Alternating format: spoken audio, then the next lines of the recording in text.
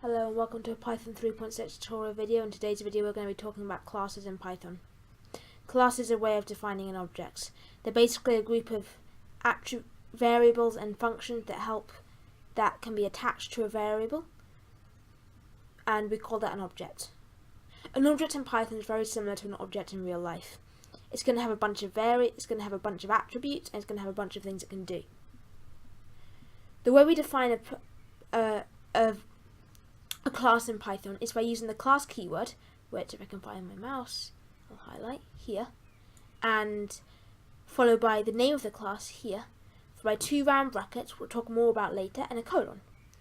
If anything that's indented straight after you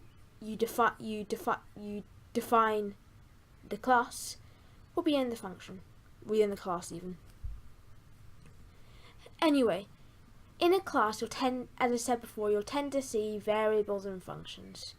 And these variables are pretty much the same as you'd expect.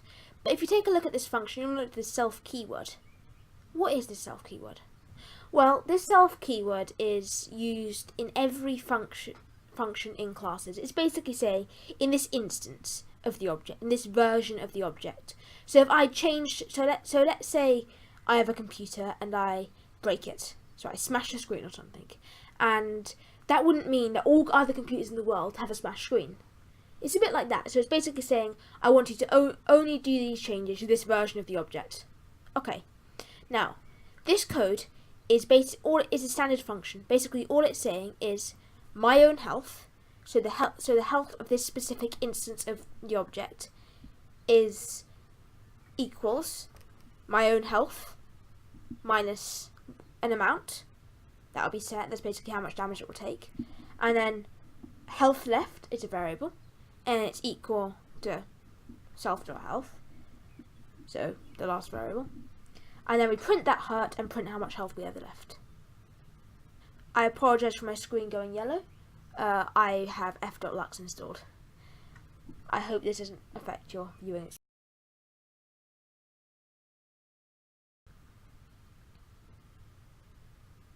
So, what we've just done is we've just created a class, but that class code alone won't actually do anything. It's like me saying it can toast bread. It requires electricity. It is 20 centimeters high. It's like me saying that. What is it? It's a toaster. But the computer doesn't know that.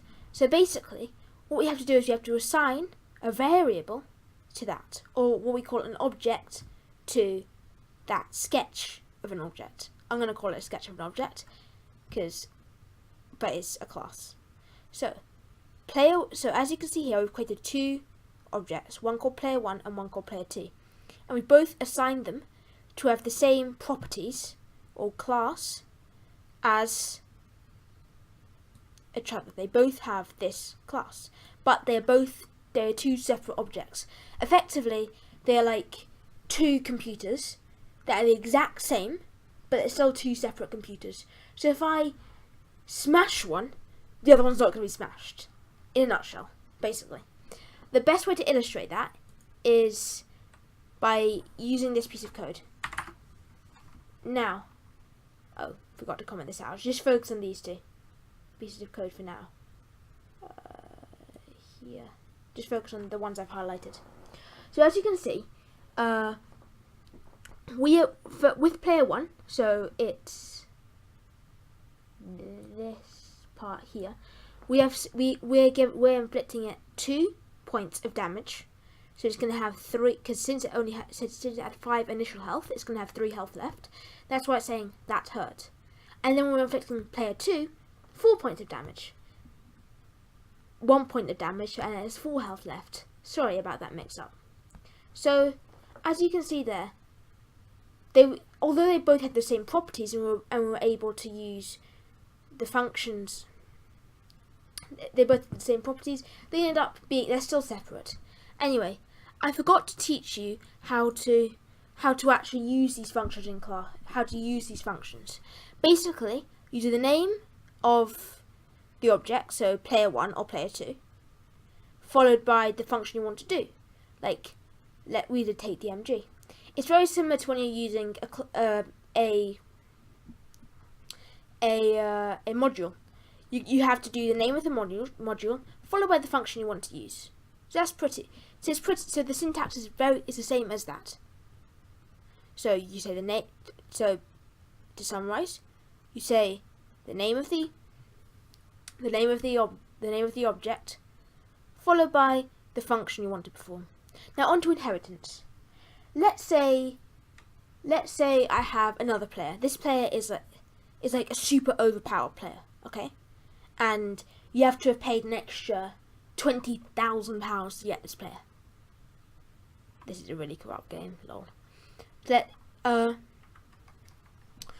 We don't need to recode the whole player function. And you're probably thinking, well, we're not saving that much time. But think, if you had a massive game, how much time would you be saving? A lot. Anyway, basically, the brackets here are used for inheritance. And basically it's saying, I want you to inherit, unless I say otherwise, I want you to inherit all the functions from the code before, from the class I'm asking you to inherit from. We're asking it to inherit from player. So it's going to have, unless I change them, it's going to have all the functions of player. But if I change one of those functions, such as health, here, that's going to be the health. It's always going to go here, read here before it reads there. So anything that you change here will be changed. Because I can change health, and I can change speed, and I can change damage. But the rest of the functions that I haven't changed, like I haven't said take DMG here, and yet when I press F5, and if we look down here, I have player 3 equal other player, and player 3 dot take DMG 50. It takes damage, even though I haven't actually defined it there. That's the marvel of inheritance. Anyway, I haven't been making videos for a while, and I really am sorry about that. A lot of work goes into making one of these videos, and I just haven't really had the time. But I hope I can start making them more frequently again, and I'm sorry if this video didn't make all that much sense. It's a very, very, very confusing topic, and I would say it's the hardest thing in Python, full stop. So what I would suggest is, in the description below, I will link some other great YouTube channels that have videos that will help explain it, probably better than I do. And they're in Python 3.4 and 3.4, 3.5, but generally they'll be the exact same. So I just want to make sure that you guys get a full understanding, because in the next video we're going to be making a game. Once again, comment down below what you'd like to see next. I could do some C# tutorials, and I could teach you how to make a web browser. And also, please remember to like the video if you liked it, or dislike it if you disliked it.